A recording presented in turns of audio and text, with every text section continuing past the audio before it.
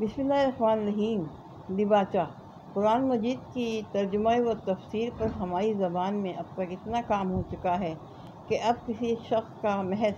برکت و سعادت کی خاطر ایک نیا ترجمہ یا ایک نئی تفسیر شائع کر دینا وقت اور محنت کا کوئی صحیح مصرف نہیں ہے۔ اس راہ میں مزید کوشش اگر معقول ہو سکتی تو صرف اسی صورت میں جب کہ آدمی کسی ایسی کسر کو پورا کر رہا ہے جو سابق مترجمین اور مفسرین کے کام میں رہ گئی ہو، یا طالبین قرآن کی کسی ایسی ضرورت کو پورا کرے جو پچھلے تراجم و تفاسیر سے پوری نہ ہوتی ہو۔ ان صفحات میں ترجمانی و تفہیم قرآن کی جو صحیح کی گئی وہ دراصل اسی بنیاد پر ہے کہ میں ایک مدت سے محسوس کر رہا تھا کہ ہماری عام تعلیم یافتہ لوگوں میں روح قرآن تک پہنچنے اور اس کتاب پاک کے حقیقی مدعا سے روشناس ہونے کی جو طلب پیدا ہو گئی ہے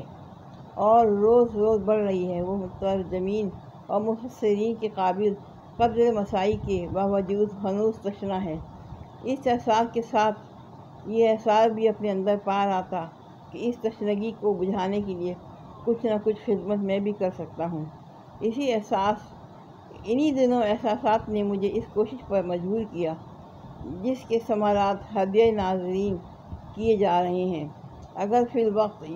میری یہ حقیر پیشکش لوگوں کے لیے فہم القرآن میں کچھ بھی مددگار ثابت ہوئی تو یہ میری بڑی خوش نصیبی ہوگی۔ اس کام میں میرے پیش نظر علماء اور محققین کی ضروریات نہیں ہیں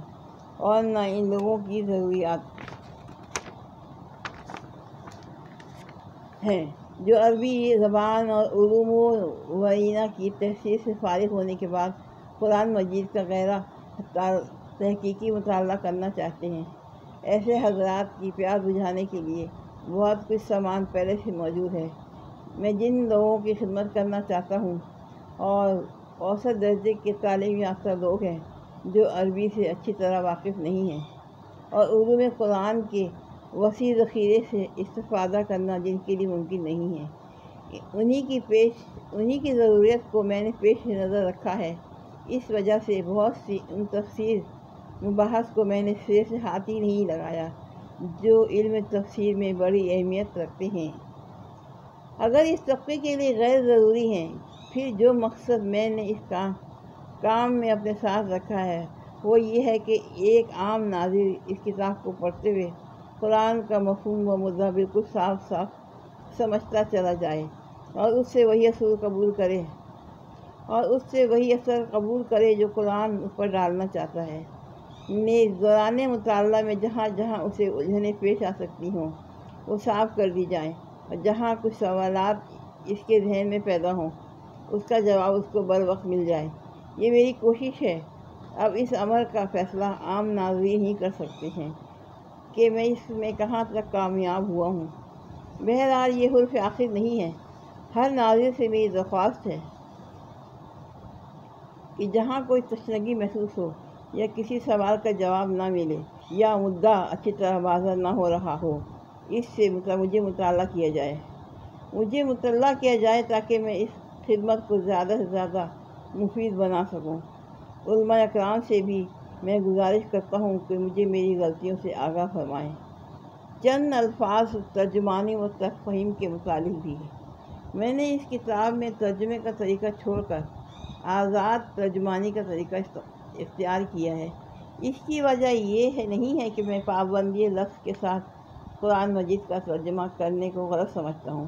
بلکہ اس کی اصل وجہ یہ ہے کہ جہاں تک ترجمہ قرآن کا تعلق ہے، یہ خدمت اس سے پہلے متعدد بزرگ بہترین طریقے پر انجام دے چکے ہیں اور اس راہ میں اب کسی مزید کوشش کی ضرورت باقی نہیں رہی۔ فارسی میں حضرت شاہ ولی اللہ صاحب کا ترجمہ اور اردو میں شاہ عبد القادر صاحب، شاہ رفیع الدین صاحب، مولانا محمود الحسن صاحب، مولانا اشرف علی صاحب اور حافظ فتح محمد صاحب جلندری کی تراجم ان اقراض کو بخوبی پورا کر دیتے ہیں جن کے لیے ایک لفظی ترجمہ درکار ہوتا ہے، لیکن کچھ ضرورتیں ایسی ہیں جو لفظی ترجمے سے پوری نہیں ہوتی اور نہیں ہو سکتی، انہی کو میں نے ترجمانی کے ذریعے سے پورا کرنے کی کوشش کی ہے۔ لفظی ترجمے کا اصل فائدہ یہ ہے کہ آدمی کو قرآن کے ہر لفظ کا مطلب معلوم ہو جاتا ہے اور وہ ہر آیت کے نیچے اس کا ترجمہ پڑھ کر جان لیتا ہے کہ اس آیت میں یہ کچھ فرمایا گیا ہے۔ لیکن اس فائدے کے ساتھ اس طریقے میں کئی پہلو نقص کے بھی موجود ہیں، جس کی وجہ سے ایک غیر عربی دان ناظر قرآن مجید سے اچھی طرح مستفید نہیں ہو سکتا۔ پہلی چیز جو ایک لفظی ترجمے کو پڑھتے وقت محسوس ہوتی ہے وہ روانی عبادت، زور بیاں، بلاغت زبان اور تاثر کلام کا فقدان ہے۔ قرآن کی سطروں کے نیچے آدمی کو ایک ایسی بے جان عبادت ملتی ہے جسے پڑھ کر نہ اس کی روح وجد میں آتی ہے، نہ اس کے رونگٹے کھڑے ہوتے ہیں، نہ اس کی آنکھوں سے آنسو جاری ہوتے ہیں، نہ اس کے جذبات میں کوئی طوفان برپا ہوتا ہے، نہ اسے یہ محسوس ہوتا ہے کہ کوئی چیز عقل و فکر کی تحقیق کرتی ہوئی کل وہ جگر میں اترتی چلی جا رہی ہے۔ اس طرح کا کوئی تاثر رونما ہونا تو درکنار، ترجمے کو پڑھتے وقت بعض اوقات آدمی یہ سوچتا رہ جاتا ہے کہ کیا واقعی یہ وہی کتاب ہے جس کی نظیر لانے کے لیے دنیا بھر کو چیلنج کر دیا گیا تھا۔ اس کی وجہ یہ ہے کہ لفظی ترجمے کی چھلنی صرف دوا کے خشک اجزا ہی کو اپنے اندر سے گزرنے دیتی ہے، رہی ادب کی اور وہ تیز و تند اسپرٹ جو قرآن کی اصل عبادت میں بھری ہوئی ہے، اس کا کوئی حصہ ترجمے میں شامل نہیں ہونے پاتا اور اس چھلنی کو اوپر سے اڑ جاتی ہے۔ حالانکہ قرآن کی تاثیر میں اس کی پاکیزہ تعلیم، اس کے عالی قدر مضامین کا جتنا حصہ ہے، اس کے ادب کا حصہ بھی اس سے کچھ کم نہیں ہے۔ یہی تو وہ چیز ہے جو سنگ دل سے سنگ دل آدمی کا دل بھی پگھلا دیتی ہے، جس نے بجلی کے کڑکے کی طرح عرب کی ساری زمین ہلا دی، جس کی قوت تاثیر کا لوہا اس کی شدید ترین مخالفین تک مانتے تھے اور ڈرتے تھے کہ یہ جادو اثر کلام جو سنے گا وہ بالعقل نقد دل ہار بیٹھے گا۔ یہ چیز اگر قرآن میں نہ ہوتی اور وہ اسی طرح کی زبان میں نازل ہوا ہوتا جیسے اس کے ترجمے میں ہم کو ملتی ہے، تو اہل عرب کے دلوں کو گرمانے اور نرمانے میں اسے ہرگز وہ کامیابی نہ حاصل ہو سکتی جو فی الوقت اسے حاصل ہوئی۔ لفظی ترجموں سے طبع کے پوری طرح متاثر نہ ہو سکنے کی ایک وجہ یہ بھی ہے کہ ترجمے بالعموم بین الشعور درج کیے جاتے ہیں یا نئے طرز کے مطابق صفحے کو دو حصوں میں تقسیم کر کے ایک طرح کلام اللہ اور دوسری طرف ترجمہ لکھا جاتا ہے۔ یہ طریقہ اس غرض کے لیے مناسب ہے جس کی خاطر آدمی لفظی ترجمہ پڑھتا ہے، کیونکہ اس طرح ہر لفظ اور ہر آیات کے مقابلے میں اس کا ترجمہ ملتا جاتا ہے۔ لیکن اس کا نقصان یہ ہے کہ ایک آدمی جس طرح دوسری کتابوں کو پڑھتا اور ان سے اثر قبول کرتا ہے، اسی طرح وہ ترجمہ قرآن کو نہ تو مسلسل پڑھ سکتا ہے اور نہ اس سے اثر قبول کر سکتا ہے، کیونکہ بار بار ایک اجنبی زبان کی عبادت اس کے مطالعے کی راہ میں حائل ہوتی رہتی ہے۔ انگریزی ترجموں میں اس سے بھی زیادہ بے اثری پیدا کرنے کا ایک سبب یہ ہے کہ بائبل کے ترجمے کی پیروی میں قرآن کی ہر آیت کا ترجمہ الگ الگ نمبر وار درج کیا جاتا ہے۔ آپ کسی بہتر سے بہتر مضمون کو لے کر ذرا اس کے فقرے کو الگ کر دیجئے اور اوپر نیچے نمبر وار لکھ کر اسے پڑھیے، آپ کو خود محسوس ہو جائے گا کہ مربوط اور مسلسل عبادت سے جو اثر آپ کے ذہن میں پڑتا ہے، اس سے آدھا اثر بھی ان جدا جدا فقروں کے پڑھنے سے نہیں پڑتا۔ ایک اور وجہ، اور بڑی اہم وجہ لفظی ترجمے کی غیر مؤثر ہونے کی یہ ہے کہ قرآن کا طرز بیان تحریری نہیں بلکہ تقریری ہے۔ اگر اس کو منتقل کرتے وقت تقریر کی زبان کو تحریر کی زبان میں تبدیل نہ کیا جائے اور جوں کا توں اس کا ترجمہ کر ڈالا جائے تو ساری عبادت غیر مربوط ہو کر رہ جاتی ہے۔ یہ تو سب کو معلوم ہے کہ قرآن مجید ابتدا لکھے ہوئے رسالوں کی شکل میں شائع نہیں کیا گیا تھا، بلکہ دعوت اسلامی کے سلسلے میں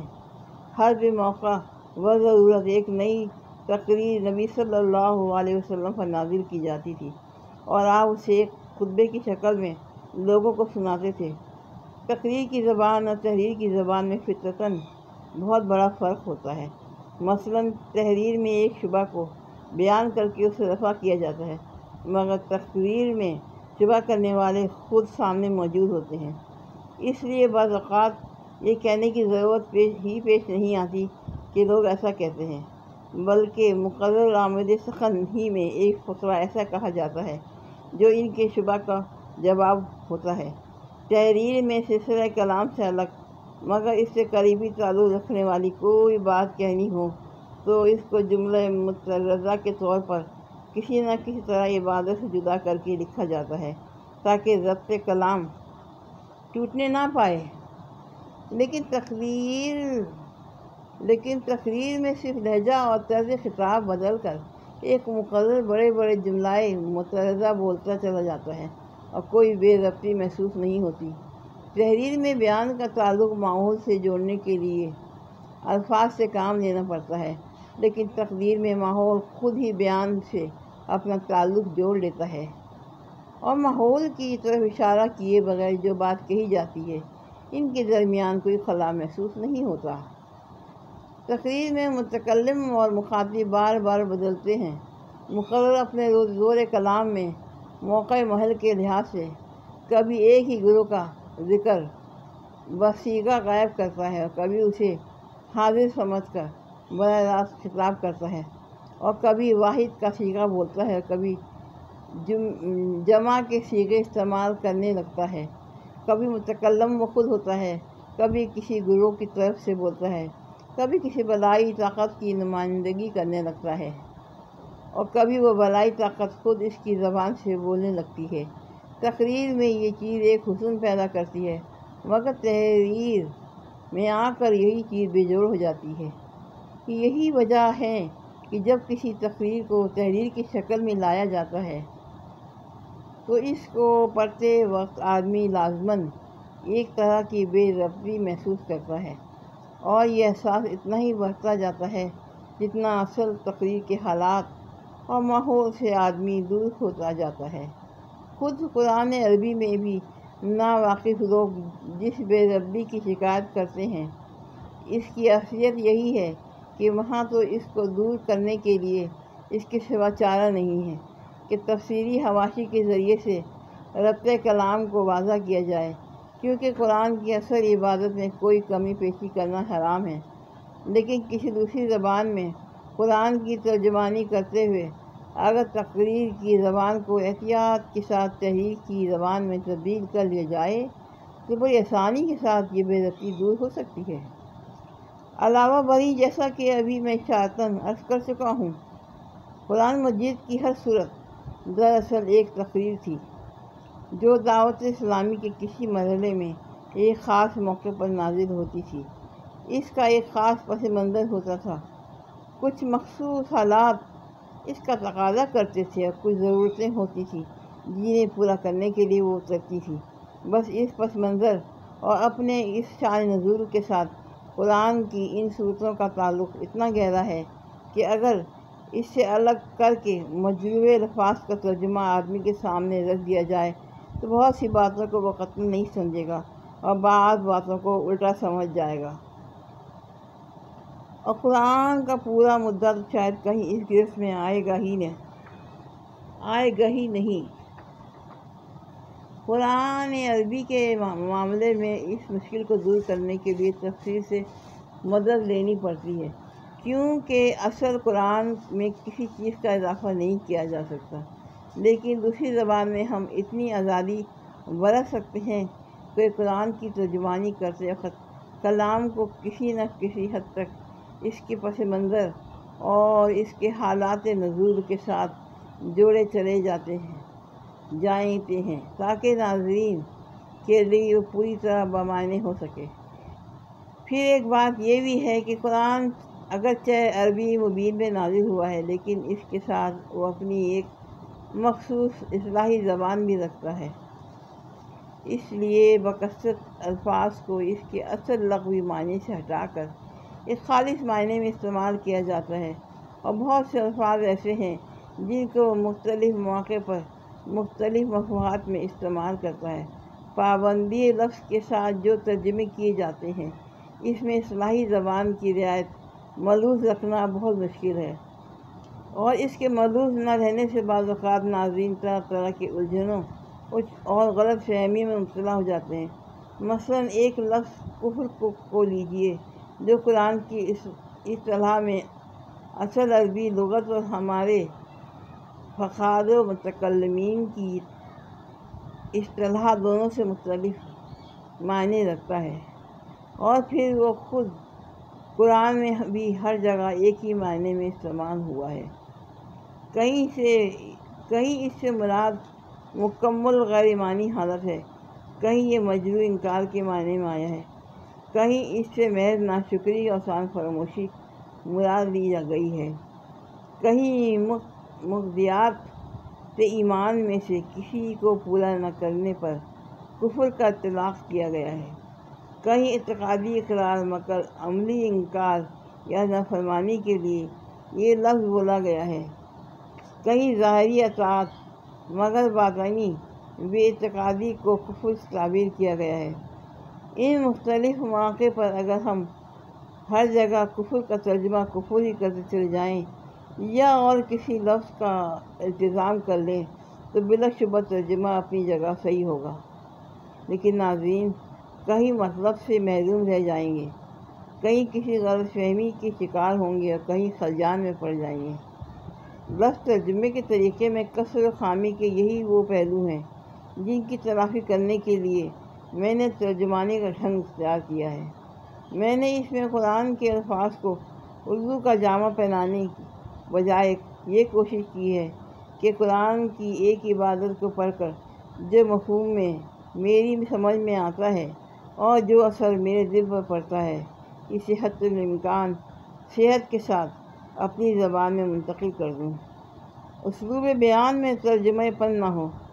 عربی مبین کے ترجمانی اردو مبین میں ہو، تقریر کا ضبط فطری طریقے سے تحریر کی زبان میں ظاہر ہو، اور کلام الہی کا مطلب مدعا صاف واضح ہونے کے ساتھ ساتھ اس کا شاہانہ وقار اور زور بیان بھی جہاں تک بس چلے تو ترجمانی میں منعکس ہو جائے۔ اس طرح کے اردو آزاد ترجمے کے لیے یہ تو بہرحال ناگزیر تھا، لفظی پابندیوں سے نکل کر ادائے مطالب کی جسارت کی جائے، لیکن معاملہ کلام الہی کا تھا، اس لیے میں نے بہت ڈرتے ہی یہ آزادی برتی ہے۔ جس حد تک احتیاط میرے امکان میں تھی، اس کو ملحوظ رکھتے ہوئے میں نے اس امر کا پورا اہتمام کیا ہے کہ قرآن کی اپنی عبادت جتنی آزادی بیان کی گنجائش دیتی ہے، اس سے تجاوز نہ ہونے پائے۔ پھر چونکہ قرآن کو پوری طرح سمجھنے کے لیے ضروری ہے کہ اس کے ارشادات کا پس منظر بھی آدمی کے سامنے ہو، اور یہ چیز ترجمان میں پوری طرح نمایاں نہیں کی جا سکتی، اس لیے میں نے ہر سورے کے آغاز میں ایک ڈپارچر لکھ دیا ہے، جس میں اپنی حد تک پوری تحقیق کر کے یہ دکھانے کی کوشش کی ہے کہ یہ سورہ کس زمانے میں نازل ہوا، اس وقت کیا حالات تھے، اسلام کی تحریک کس مرحلے میں تھی، کیا اس کی ضروریات تھی اور کیا مسائل اس وقت درپیش تھے۔ نیز جہاں کہیں کسی خاص آیت یا مجموعہ آیات کی کوئی الگ شاہی نزول ہے، ہاں میں نے اسے حاشیہ میں بیان کر دیا ہے۔ حواس میں میری انتہائی کوشش یہ رہی ہے کہ کوئی ایسی بحث نہ چھیڑی جائے جو ناظر کی توجہ قرآن سے ہٹا کر کسی دوسری چیز کی طرف پھیرے۔ جتنے حاشیے بھی میں نے لکھے ہیں، دو ہی قسم کے مقامات پر لکھے ہیں۔ ایک وہ جہاں مجھے محسوس ہوا کہ ایک عام ناظر اس جگہ تشریح چاہے گا، یا اس کے ذہن میں کوئی سوال پیدا ہوگا، یا وہ کسی شبہ میں مبتلا ہو جائے گا۔ دوسرے وہ جہاں کہیں مجھے اندیشہ ہو کہ ناظر اس جگہ سے سرسری طور پر گزر جائے گا اور قرآن کے ارشاد کی اصل روح اس پر واضح نہ ہوگی۔ جو لوگ اس کتاب سے پورا فائدہ اٹھانا چاہیں ان کو میں مشورہ دوں گا کہ پہلے ہر سورے کے دیپاچے کو بغور پڑھ لیں۔ جب تک وہ سورے ان کے زیر مطالعہ رہے وقتاً فوقتاً اس کے دیپاچے پر نظر ڈالتے رہیں۔ پھر روزانہ قرآن مجید کا جتنا حصہ معمولاً پڑھتے ہوں اس کی ایک ایک آیات کا لفظی ترجمہ پہلے پڑھ لیں۔ اسی غرض کے لیے فارسی، اردو، انگریزی تراجم میں سے جس کو وہ چاہے منتخب کر سکتے ہیں۔ اس کے بعد تفہیم قرآن کی ترجمانی کے حواشی کی طرف توجہ کیے بغیر مسلسل ایک عبادت کے طور پر پڑھیں تاکہ قرآن کے اس حصے کا پورا مضمون بیک وقت اس کے سامنے آ جائے۔ پھر ایک ایک آیات کو تفصیل کے ساتھ سمجھنے کے لیے حواشی کا مطالعہ اس طرح پڑھنے سے مجھے توقع ہے کہ ایک عام ناظر کو قرآن مجید کی عالمانہ واقفیت نہ صحیح عالمانہ واقفیت انشاءاللہ بخوبی حاصل ہو جائے گی۔ اس کتاب کو میں نے محرم 13 ہجری 61 فروری 1942 میں شروع کیا تھا۔ 5 سال سے زیادہ مدت تک اس کا سلسلہ جاری رہا، یہاں تک کہ سورہ یوسف کے آخر تک ترجمانی اور تفہیم تیار ہو گئی۔ اس کے بعد پہ در پہ ایسے اسباب پیش آتے چلے گئے، مجھے نہ تو کچھ آگے لکھنے کا موقع مل سکا اور نہ اتنی فرصت ہی کہ میسر آ سکے کہ جتنا کام ہو چکا تھا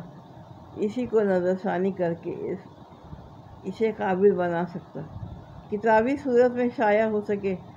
اب اسے حسن اتفاق کہیے یا سوء اتفاق، اکتوبر 1948 میں یکایک مجھے پبلک سیفٹی ایکٹ کے تحت گرفتار کر کے جیل بھیج دیا گیا۔ یہاں مجھ کو وہ فرصت بہم پہنچ گئی جو اس کتاب کو پریس میں جانے کے قابل بنانے کے لیے درکار تھی۔ میں خدا سے دعا کرتا ہوں کہ جس غرض کے لیے میں نے یہ محنت کی وہ پوری ہو اور یہ کتاب قرآن مجید کے فہم میں بندگان خدا کے لیے واقعی کچھ مددگار ثابت ہو سکے۔ وما توفیقی الا باللہ العلی العظیم۔ السلام علیکم۔ بسم اللہ الرحمن الرحیم۔ مقدمہ۔ ان گزارشوں کے عنوان میں لفظ مقدمہ دیکھ کر کسی کو یہ غلط فہمی نہ ہو کہ میں قرآن کا مقدمہ لکھ رہا ہوں۔ یہ قرآن کا نہیں، تفہیم القرآن کا مقدمہ ہے اور اس کے لکھنے سے میرے پیش نظر دو مقصد ہیں۔ اول یہ کہ قرآن کا مطالعہ شروع کرنے سے پہلے ایک عام ناظر ان باتوں سے اچھی طرح واقف ہو جائے جن کو ابتدا میں ہی سمجھ لینے سے فہم القرآن کی راہ آسان ہو جاتی ہے، ورنہ یہ باتیں دوران مطالعہ میں بار بار کھٹکتی ہیں اور بعض اوقات محض ان کو نہ سمجھنے کی وجہ سے آدمی برسوں تک معنی و قرآن کی سطح پر گھومتا رہتا ہے، گہرائی میں اترنے کا راستہ اسے نہیں ملتا۔ دوم یہ کہ ان سوالات کا جواب پہلے ہی دیا جائے جو قرآن کو سمجھنے کی کوشش کرتے وقت بالعموم لوگوں کے ذہن میں پیدا ہوا کرتے ہیں۔ میں اس مقدمے میں صرف ان سوالات کا جواب دوں گا جو خود میرے ذہن میں اول پیدا ہوئے تھے یا جن سے بعد میں مجھ کو سابقہ پیش آیا۔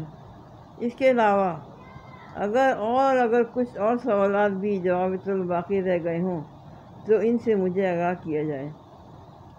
ان کا جواب انشاءاللہ آئندہ اشاعت کے موقع پر اس مقدمے میں بڑھا دیا جائے گا۔ عام طور پر ہم جن کتابوں کے پڑھنے کے عادی ہیں ان میں ایک متعین موضوع پر معمولات خیالات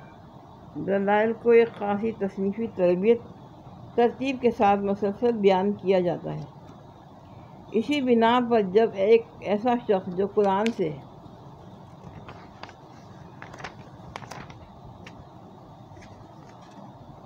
ابھی تک اجنبی رہا ہے پہلی مرتبہ اس کتاب کے مطالعے کا ارادہ کرتا ہے تو وہ یہ توقع لیے ہوئے آگے بڑھتا ہے کہ کتاب ہونے کی حیثیت سے اس میں بھی عام کتابوں کی طرح پہلے موضوع کا متعین ہوگا، پھر اصل موضوع کو ابواب و فصول میں تقسیم کر کے ترتیب وار ایک ایک مسئلے پر بحث کی جائے گی، اور اسی طرح زندگی کے ایک ایک شعبے کو بھی الگ الگ لے کر اس کے متعلق احکام و ہدایت سلسلے وار درج ہوں گے۔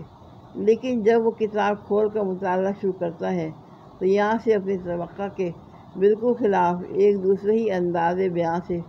سابقہ پیش نظر آتا ہے جس سے وہ اب تک بالکل ناآشنا تھا۔ یہاں وہ دیکھتا ہے کہ اعتقادی مسائل، اخلاقی ہدایات، شرعی احکام، دعوت نصیحت، عرب تنقید، ملامت تخویف، بشارت تسلی، دلائل شواہد، تاریخی قصے، آثار کائنات کی طرف اشارے بار بار ایک دوسرے کے بعد آ رہے ہیں۔ ایک ہی مضمون مختلف طریقوں سے مختلف الفاظ میں دہرایا جا رہا ہے۔ ایک مضمون کے بعد دوسرا اور دوسرے کے بعد تیسرا اچانک شروع ہو جاتا ہے، بلکہ ایک مضمون کے بیچ میں دوسرا مضمون یکا یک آ جاتا ہے۔ مخاطب و متکلم بار بار بدلتے ہیں اور خطاب کا رخ رہ رہ کر مختلف سمتوں میں پھرتا ہے۔ بابوں فصلوں کی تقسیم کا کہیں نشان نہیں۔ تاریخ ہے تو تاریخ نگاری کے انداز میں فلسفہ و مبادئ طیبات ہیں تو منطق و فلسفہ کی زبان میں نہیں۔ انسان و موجودات کا عالم کا ذکر ہے تو علوم طبعی کے طریقے پر نہیں۔ تمدن و سیاست و معیشت و معاشرت کی گفتگو ہے تو علوم عمران کے طرز پر نہیں۔ قانونی احکام اور اصول قانون کا بیان ہے تو مقننوں کے ڈھنگ سے بالکل مختلف۔ اخلاق کی تعلیم ہے کہ فلسفہ اخلاق کے سارے لٹریچر سے اس کا انداز جدا۔ یہ سب کچھ اپنے سابق کتابی تصور کے خلاف پا کر آدمی پریشان ہو جاتا ہے اور اسے یوں محسوس ہونے لگتا ہے کہ یہ ایک غیر مرتب، غیر مربوط، منتشر کلام ہے جو اول سے لے کر آخر تک بے شمار چھوٹے بڑے مختلف شذرات پر مشتمل ہے، مگر مسلسل عبادت کی شکل میں لکھ دیا گیا ہے۔ مخالفانہ نقطۂ نظر سے دیکھنے والا اسی پر طرح طرح کے اعتراضات کی بنا پر رکھ دیتا ہے اور موافقانہ نقطۂ نظر رکھنے والے کبھی معائنے کی طرف سے آنکھیں بند کر کے شکوک سے بچنے کی کوشش کرتا ہے، کبھی اس ظاہری بے ترتیبی کی تعویلیں کر کے اپنے دل کو سمجھا لیتا ہے، کبھی مصنوعی طریقے سے ضبط تلاش کر کے عجیب عجیب نتائج نکالتا ہے اور کبھی نظریہ شذرات کو قبول کر لیتا ہے جس کی وجہ سے ہر آیت اپنی سیاق و سباق سے الگ ہو کر ایسے معنی افریوں میں کی آماج گاہ بن جاتی ہے جو قائل کے منشا کے خلاف ہوتی ہے۔ پھر ایک کتاب کو اچھی طرح سمجھنے کی ضروری ہے کہ پڑھنے والے کو اس کا موضوع معلوم ہو، اس کا مقصد و مدعا اور اس کے مرکزی مضمون کا علم ہو، اس کے انداز و بیان سے واقفیت ہو، اس کی اصطلاح زبان اور اس کے مخصوص طرز تعبیر سے شناسائی ہو، اور اس کی بیانات اپنی ظاہری عبادت کے پیچھے جن احوال و معاملات سے تعلق رکھتے ہیں وہ بھی نظر کے سامنے رہیں۔ عام طور پر جو کتابیں ہم پڑھتے ہیں ان میں یہ چیزیں بآسانی مل جاتی ہیں، اسی لیے ان کے مضامین کے مقصد تک پہنچنے میں ہمیں کوئی بڑی زحمت نہیں ہوتی، مگر قرآن میں اسی طرح نہیں ملتی جس طرح ہم دوسری کتابوں میں انہیں پانے کے عادی رہے ہیں۔ اس لیے ایک عام کتاب خواہ کی کیسی ہو ذہنیت لے کر جب ہم میں کا کوئی شخص قرآن کا مطالعہ شروع کرتا ہے تو اسے کتاب کے موضوع، مدعا اور مرکزی مضمون کا سراغ نہیں ملتا۔ اس کا انداز بیان اور طرز تعبیر بھی اسے کچھ اجنبی سا محسوس ہوتا ہے اور اکثر مقامات پر اس کی عبارات کا پس منظر بھی اس کی نگاہوں سے اوجھل رہتا ہے۔ نتیجہ یہ ہوتا ہے کہ متفرق آیات میں حکمت کے جو موتی بکھرے ہوتے ہیں ان سے کم و پیش مستفید ہونے کے باوجود آدمی کلام اللہ کی اصل روح تک پہنچنے سے محروم رہ جاتا ہے، اور علم کتاب حاصل کرنے کے بجائے اس کو کتاب کے محض چند منتشر نکات و فوائد پر قناعت کر لینی پڑتی ہے، بلکہ اکثر لوگ جو قرآن کا مطالعہ کر کے شبہات میں مبتلا ہو جاتے ہیں، ان کے بھٹکنے کی ایک وجہ یہ بھی ہے کہ فہم الکتاب کی ان ضروری مبادی سے ناواقف رہتے ہوئے جب وہ قرآن کو پڑھتے ہیں تو ان کے صفحات پر مختلف مضامین انہیں بکھرے ہوئے نظر آتے ہیں۔ بکثرت آیات کا مطلب ان پر نہیں کھلتا۔ بہت سی آیات کو دیکھتے ہیں کہ بجائے خود نور حکمت سے جگمگا رہی ہیں، مگر سیاق عبادت میں بالکل بے جوڑ محسوس ہوتی ہیں۔ متعدد مقامات پر تعبیرات و اسلوب بیان کی ناواقفیت انہیں اصل مطلب سے ہٹا کر کسی اور ہی طرف لے جاتی ہیں، اور اکثر مواقع پر پس منظر کا صحیح علم نہ ہونے سے شدید غلط فہمیاں پیش آتی ہیں۔ قرآن کسی قسم کی کتاب ہے؟ قرآن کس قسم کی کتاب ہے؟ اس کے نزول کی کیفیت اور اس کی ترتیب کی نوعیت کیا ہے؟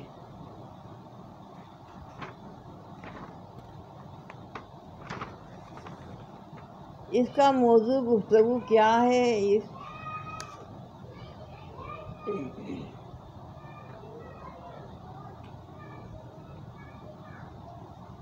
اس کی ساری بحث کس مدعا کے لیے ہے؟ کس مرکزی مضمون کے ساتھ اس کے بے شمار مختلف نوع مضامین وابستہ ہیں؟ کیا طرز استدلال اور کیا طرز بیان اس نے اپنے مدعا کے لیے اختیار کیا ہے؟ اور ایسے ہی دوسرے چند ضروری سوالات ہیں جن کا جواب صاف اور سیدھے طریقے سے اگر آدمی کو ابتدا میں ہی مل جائے تو بہت سے خطرات سے بچ سکتا ہے، اور اس لیے فہم و متبادر کی راہیں کشادہ ہو سکتی ہیں۔ جو شخص قرآن میں تصنیفی ترتیب تلاش کرتا ہے اور وہاں اسے نہ پا کر کتاب کے صفحات میں بھٹکنے لگتا ہے، اس کی پریشانی کی اصل وجہ یہی ہے کہ وہ مطالعہ قرآن کے ان مبادی سے ناواقف ہوتا ہے، اور اس گمان کے ساتھ مطالعہ شروع کرتا ہے کہ وہ مذہب کے موضوع پر ایک کتاب پڑھنے چلا ہے۔ مذہب کا موضوع اور کتاب، ان دونوں کا تصور اس کے ذہن میں وہی ہوتا ہے جو بالعموم مذہب اور کتاب کے متعلق ذہنوں میں پایا جاتا ہے، مگر جب وہاں اسے اپنے ذہنی تصور سے بالکل ہی مختلف ایک چیز سے سابقہ پیش آتا ہے تو وہ اپنے آپ کو اس سے مانوس نہیں کر سکتا، اور سر رشتہ مضمون ہاتھ نہ آنے کے باعث بین السطوریوں کو بھٹکنا شروع کر دیتا ہے، جیسے وہ ایک اجنبی مسافر ہے جو کسی نئے شہر کی گلیوں میں کھو گیا ہے۔ اس گمشدگی سے وہ بچ جائے اگر اسے پہلے ہی یہ بتا دیا جائے کہ تم جس کتاب کو پڑھنے جا رہے ہو وہ تمام دنیا کے لٹریچر میں اپنی طرز کی ایک ہی کتاب ہے۔ اس کی تصنیف دنیا کی ساری کتابوں سے بالکل مختلف طور پر ہوئی ہے۔ اپنے موضوع اور مضمون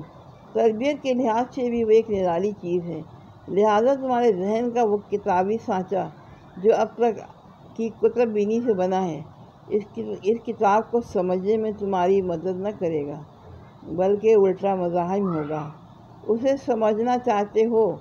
تو اپنے پہلے سے قائم کیے ہوئے قیاسات کو ذہن سے نکال کر اس کی عجیب خصوصیات سے شناسائی حاصل کرو۔ اس کی عجیب خصوصیات سے شناسائی حاصل کرو۔ اس سلسلے میں سب سے پہلے ناظر کو قرآن کی اصل سے واقف ہونا چاہیے، وہ خواہ اس پر ایمان لائے یا نہ لائے، مگر اس کتاب کو سمجھنے کے لیے اسے نقطۂ آغاز کے طور پر اس کی وہی اصل قبول کرنی ہوگی جو خود اس نے اور اس کے پیش کرنے والے یعنی محمد صلی اللہ علیہ وسلم نے بیان کی ہے، اور وہ یہ ہے کہ خداوند عالم نے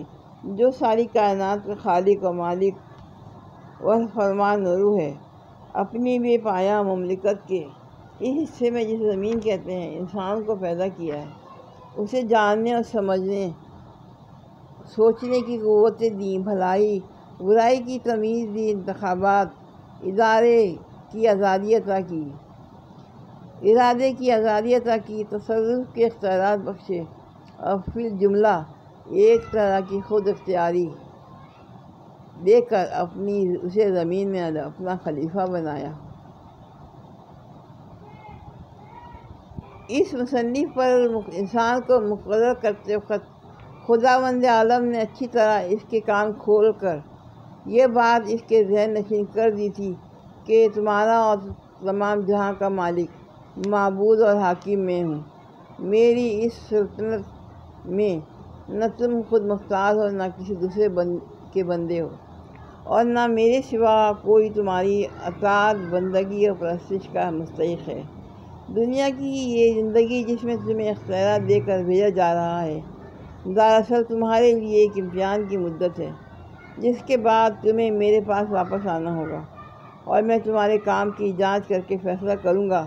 کہ تم میں سے کون امتحان میں کامیاب رہا ہے اور کون ناکام۔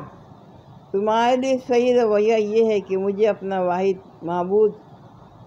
اور حاکم تسلیم کرو، جو ہدایت میں بھیجوں اس کے مطابق دنیا میں کام کرو، اور دنیا کو دارالامتحان سمجھتے ہوئے اس شعور کے ساتھ زندگی بسر کرو کہ تمہارا اصل مقصد میرے آخری فیصلے میں کامیاب ہونا ہے۔ اس کے برعکس تمہارے لیے ہر وہ رویہ غلط ہے جو اس سے مختلف ہو۔ اگر پہلے رویہ اختیار کرو گے،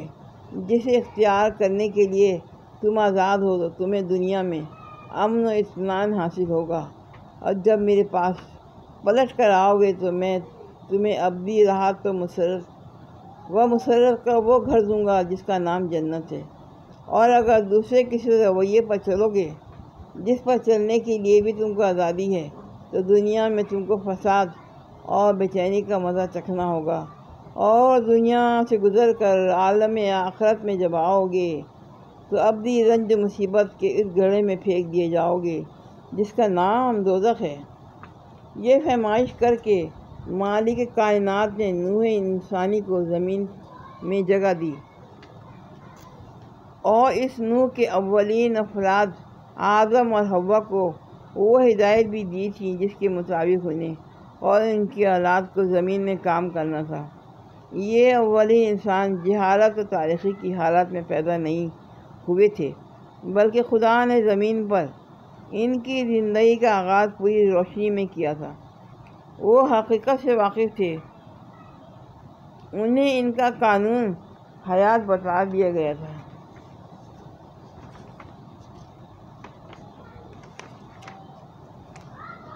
ان کا طریقی زندگی خدا کی اطاعت یعنی سلام تھا،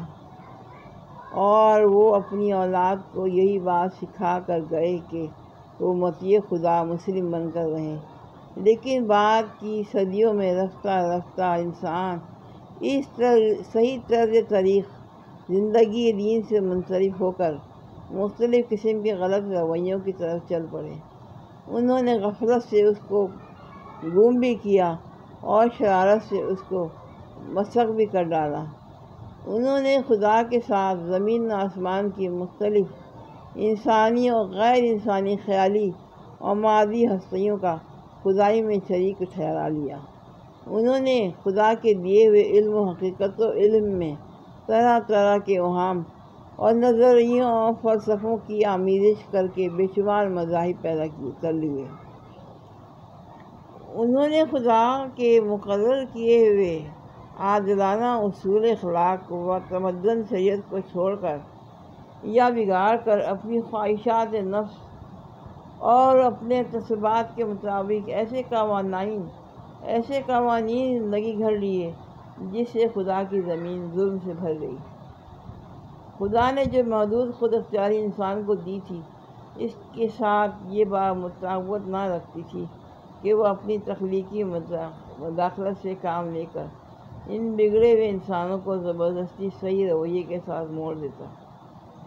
اور اس نے دنیا میں کام کرنے کے لیے جو مہلت اس نوح کے لیے اور اس کی مختلف قوموں کے لیے مقرر کی تھی، اس کے ساتھ یہ بات بھی مطاقبت نہ رکھتی تھی کہ اس بغاوت کے رونما ہوتے ہوئے انسانوں کو ہلاک کر دیتا۔ پھر جو کام ابتدائی آفرمیشن سے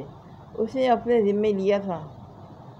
وہ یہ تھا کہ انسان کو خود اختیاری کو برقرار رکھتے ہوئے اس کی مہلت عمل کے دوران میں اس کی رہنمائی کا انتظام وہ کرتا رہے گا۔ چنانچہ اپنے اس خود عائد کردہ ذمہ داری کو ادا کرنے کے لیے اس نے انسانوں میں سے ہی ایسے آدمیوں کا استعمال کرنا شروع کیا جو اس پر ایمان رکھنے والے اور اس کی رضا کی پیروی کرنے والے تھے۔ اس نے ان کو اپنا نمائندہ بنایا، اپنے پیغامات ان کے پاس بھیجے، ان کو علم حقیقت بخشا، انہیں صحیح قانون حیات عطا کیا اور انہیں اس طرح کام پر مأمور کیا کہ بنی آدم کو اسی راہ راست کی طرف پلٹنے کی دعوت دی جس سے وہ ہٹ گئے تھے۔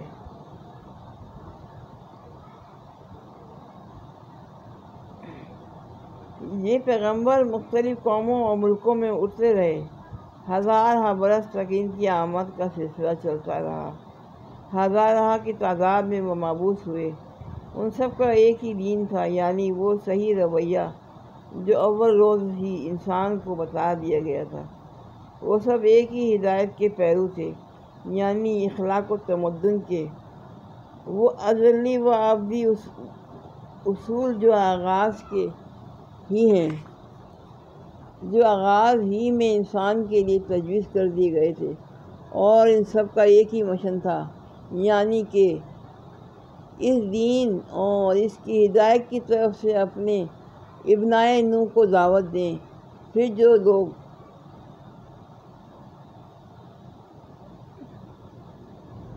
لوگ اس دعوت کو قبول کر لیں، ان کو منظم کر کے ایک ایسی امت بنائیں جو خود اللہ کے قانون کے پابند ہو اور دنیا میں قانون الہی کی اطاعت قائم کرے اور اس قانون کی خلاف ورزی روکنے کے لیے جدوجہد کرے۔ ان پیغمبروں نے اپنے اپنے دور میں اپنے اس مشن کو پوری خوبی کے ساتھ ادا کیا، مگر ہمیشہ یہی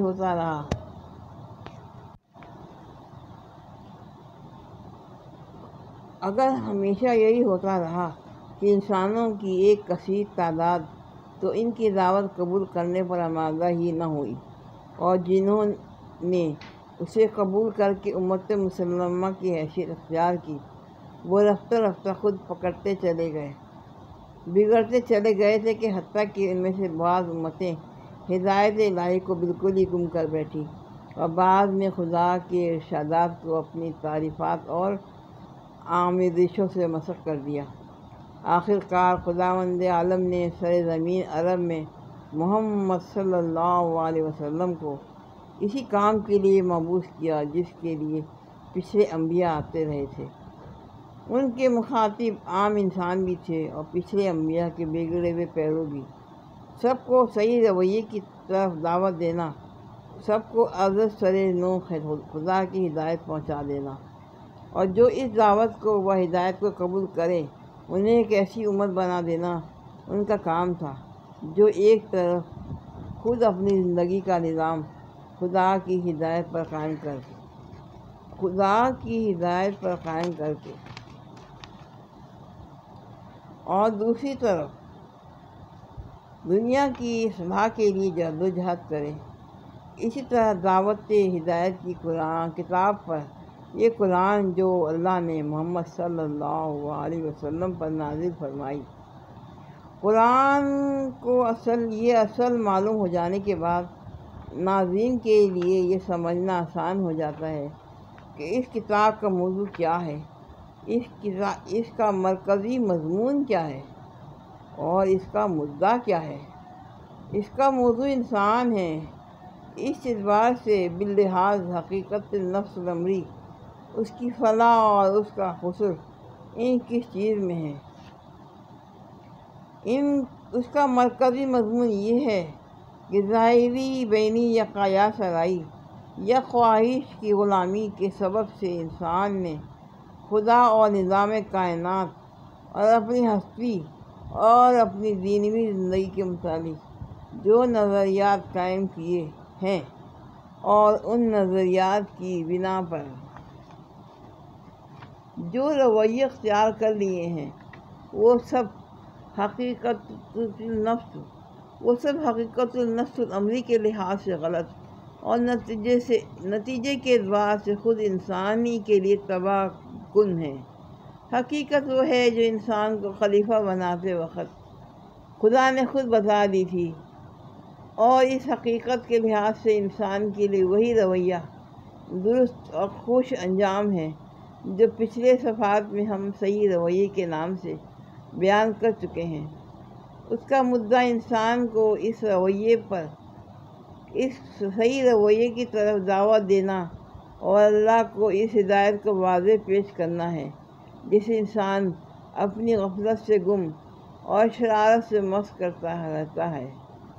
ان تین بنیادی امور کو ذہن میں رکھ کر کوئی شخص قرآن کو دیکھے تو اسے صاف نظر آئے گا یہ کتاب کہیں سے اپنے موضوع، اپنے مدعا اور مرکزی مضمون سے برابر بھی نہیں ہٹی ہے۔ اول سے لے کر آخر تک اس کے مختلف نوع مضامین اس کی مرکزی مضمون کے ساتھ اس طرح جڑے ہوئے ہیں جیسے ایک ہار کے چھوٹے بڑے رنگ برنگ جواہر ہار کے رشتے میں مرتبہ منسلک ہوتے ہیں۔ وہ زمین و آسمان کی ساخت پر، انسان کی خلقت پر، آثار کائنات کے مشاہدات اور گزری ہوئی قوموں کے واقعات پر گفتگو کرتا ہے، مختلف قوموں کے عقائد و اخلاق و اعمال پر تنقید کرتا ہے، مابعد الطبی امور و مسائل کی تشریح کرتا ہے اور بہت سی دوسری چیزوں کا ذکر بھی کرتا ہے، مگر اس لیے نہیں کہ اسے طبیعیات یا تاریخ یا فلسفے یا کسی اور فن کی تعلیم دینا ہے، بلکہ اس لیے کہ اسے حقیقت النفس الامری کے متعلق انسان کی غلط فہمیاں دور کرنی ہے۔ اصل حقیقت لوگوں کے ذہن نشین کرنی ہے، خلاف رویہ کی غلطی و بد انجامی واضح کرتی ہے اور اس رویے کی طرف دعوت دینی ہے جو مطابق حقیقت و خوش انجام ہے۔ یہی وجہ ہے کہ وہ ہر چیز کا ذکر صرف اس حد تک اور اس انداز میں کرتا ہے جو اس کے مدعا کے لیے ضروری ہے، جو ہمیشہ ان چیزوں کا ذکر بقدر ضرورت کرنے کے بعد غیر متعلق تفصیلات کو چھوڑ کر اپنے مقصد اور مرکزی مضمون کی طرف رجوع کرتا ہے، اور اس کا سارا بیان انتہائی یکسانی کے ساتھ دعوت کے منہ پر گھومتا رہتا ہے۔ مگر قرآن کی طرز بیان اور اس کی ترتیب اور اس کی بہت سے مضامین کو آدمی اس وقت تک اچھی طرح نہیں سمجھ سکتا جب تک کہ وہ اس کی کیفیت نزول کو بھی اچھی طرح نہ سمجھ لے۔ یہ قرآن اس نوعیت کی کتاب نہیں ہے کہ اللہ تعالیٰ نے بیک وقت اسے لکھ کر محمد صلی اللہ علیہ وسلم کو دے دیا ہو اور کہہ دیا ہو کہ اسے شائع کر کے لوگوں کو ایک خاص رویہ زندگی کی طرف بلائے۔ نیز یہ اس نوعیت کی کتاب بھی نہیں ہے کہ اس میں مصنفانہ انداز پر کتاب کے موضوع اور مرکزی مضمون کے متعلق بحث کی گئی ہو۔ یہی وجہ ہے کہ اس میں نہ تصنیفی ترتیب پائی جاتی ہے اور نہ کتابی اسلوب۔ دراصل اس کی نوعیت یہ ہے کہ اللہ تعالیٰ نے عرب کے شہر مکے میں اپنے ایک بندے کو پیغمبری کی خدمت کے لیے منتخب کیا اور اسے حکم دیا کہ اپنے شہر اور اپنے قبیلہ قریش سے دعوت کی ابتدا کرے۔ یہ کام شروع کرنے کے لیے آغاز میں جن ہدایت کی ضرورت تھی صرف وہی دی گئیں اور زیادہ تر 3 مضمونوں پر مشتمل تھی۔ ایک پیغمبر کو اس امر کی تعلیم کہ وہ خود اپنے آپ کو اس عظیم الشان کام کے لیے کس طرح تیار کرے اور کس طرز پر کام کرے۔ دوسرے، حقیقت النفس الامری کے متعلق ابتدائی معلومات اور حقیقت کے بارے میں ان غلط فہمیوں کے ملوث تریف جو گرد پیش کے لوگوں میں پائی جاتی تھی جن کی وجہ سے ان کا رویہ غلط ہو رہا تھا۔ تیسرے، صحیح رویے کی طرف دعوت اور ہدایت الہی کے ان بنیادی اصول اخلاق کا بیان جس کی پیروی کے میں انسان کے لیے فلاح و سعادت ہے۔ شروع کے یہ پیغامات ابتدائی دعوت کی مناسبت سے چند چھوٹے چھوٹے مختصر بولوں پر مشتمل ہوتے تھے، جن کی زبان نہایت شائستہ، نہایت شیریں اور نہایت پر اثر اور مخاطب قوم کے مذاق کے مطابق بہترین اور بے رنگ لیے ہوئے ہوتے تھے، تاکہ دلوں میں یہ بول تیر و نشتر کی طرح پیوست ہو جائیں، کان خود بخود ان کے ترنم کی وجہ سے ان کی طرف متوجہ ہوں اور زبانیں ان کے حسن تناسب کی وجہ سے بے اختیار ہو کر انہیں دہرانے لگیں۔ پھر ان میں مقامی رنگ بہت زیادہ تھا، اگرچہ بیان تو کی جا رہی تھی عالمگیر صداقتیں، مگر ان کے لیے دلائل نہ شواہد اور مثالیں اس قریب ترین ماحول سے لی گئی تھیں جن سے مخاطب لوگ اچھی طرح مانوس تھے، انہی کی تاریخ، انہی کے روایات، انہی کے روزمرہ مشاہدہ میں آنے والے آثار اور انہی کی اعتقادی و اخلاقی و اجتماعی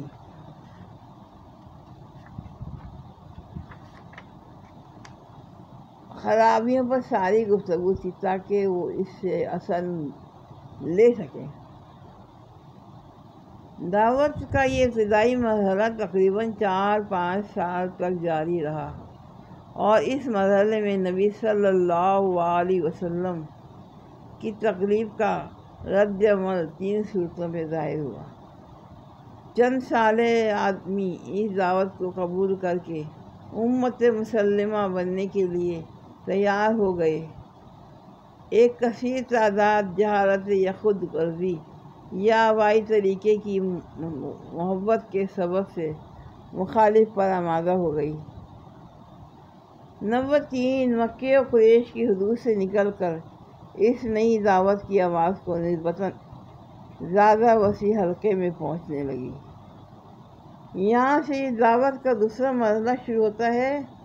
اس مرحلے میں اسلام کی اس تحریک اور پرانی جاہلیت کے زمانے میں ایک سخت جنگ، کسر و کشمکش برپا ہوئی، جس کا سلسلہ 8-9 سال تک چلتا رہا۔ نہ صرف مکے میں، نہ صرف قبیلہ قریش میں، بلکہ عرب کے بیشتر حصوں میں بھی جو لوگ پرانی جاہلیت کو برقرار رکھنا چاہتے اور اس تحریک کو بروز مٹا دینے پر تل گئے، انہوں نے اسے دبانے کے لیے سارے حربے استعمال کر ڈالے، جھوٹا پروپیگنڈا کیا، الزامات و شبہات و اعتراضات کی بوچھاڑ کی، عوام الناس کے دلوں میں طرح طرح کے وسوسہ اندازیاں کیا، ناواقف لوگوں کو نبی صلی اللہ علیہ وسلم کی بات سننے سے روکنے کی کوششیں کی، اسلام قبول کرنے والے پر نہایت وحشیانہ ظلم و ستم ڈھائے، ان کا معاشی اور معاشرتی مقاطعہ کیا، ان کو اتنا تنگ کیا کہ ان میں سے بہت سے لوگ 2 دفعہ اپنے گھر چھوڑ کر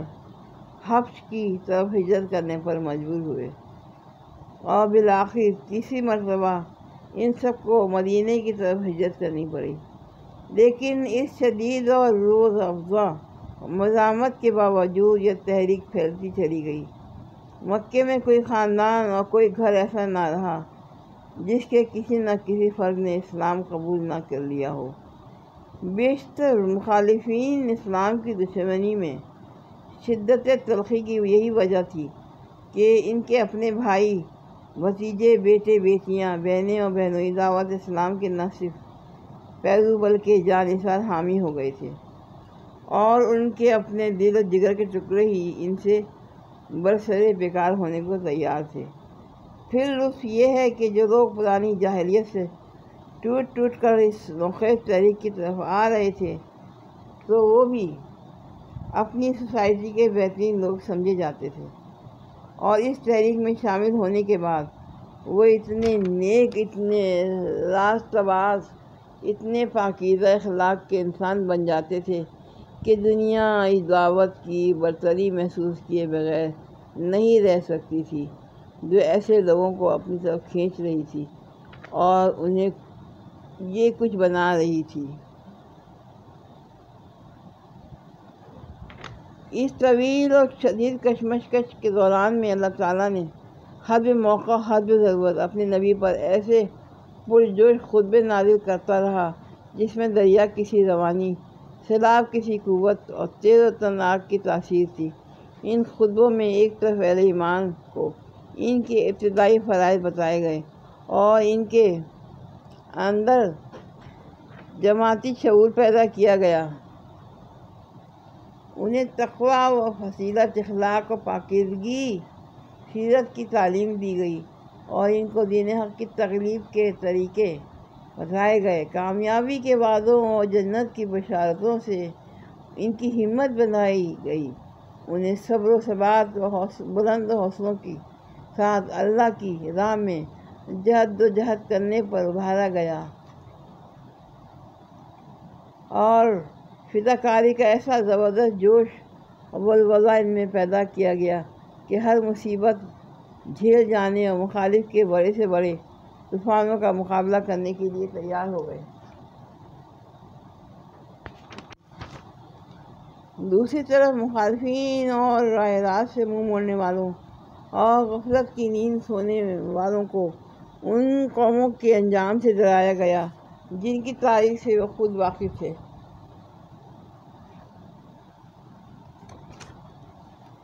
ان تباہ شدہ بستیوں کے اثرات سے عبرت دلائی گئی جن کے کھنڈروں پر سے شب و روز اپنے سفروں میں ان کا گزر ہوتا تھا۔ توحید اور آخرت کی دلیلیں ان کھلی کھلی نشانیوں سے دی گئیں جو رات دن زمین و آسمان میں ان کی آنکھوں کے سامنے نمایاں تھیں اور جن کو وہ خود اپنی زندگی میں بھی ہر وقت دیکھتے اور محسوس کرتے تھے۔ شرک، دعائے خود مختاری اور انکار آخرت و تقلید آبائی کی غلطیاں ایسے بین الدلائل سے ادا کی گئیں جو دل کو لگنے اور دماغ میں اتر جانے والے تھے۔ پھر ان کو ایک ایک شبہ کو رفع کیا گیا، ایک ایک اعتراض کا معقول جواب دیا گیا، ایک ایک الجھن جس میں وہ خود پڑے ہوئے تھے یا دوسرے کو الجھانے میں کوشش کرتے تھے صاف کی گئیں اور ہر طرف سے گھیر کر جاہلیت کو ایسا تنگ پکڑا گیا کہ عقل و خرو کی دنیا میں ان کے ٹھہرنے کے لیے کوئی جگہ باقی نہ رہی۔ اس کے ساتھ پھر ان کو خدا کے غضب اور قیامت کی ہولناکیوں اور جہنم کے عذاب کا خوف دلایا گیا۔ ان کے برے خیالات، اخلاق اور غلط طرز زندگی اور جاہلانہ رسوموں و حق و دشمنی و مومن آزادی پر انہیں ملامت کی گئی اور اخلاق و تمدن کے وہ بڑے بڑے بنیادی اصول ان کے سامنے پیش کیے گئے جن پر ہمیشہ سے خدا کی پسندیدہ صالح تہذیبوں کی تعمیر ہوتی چلی آئی۔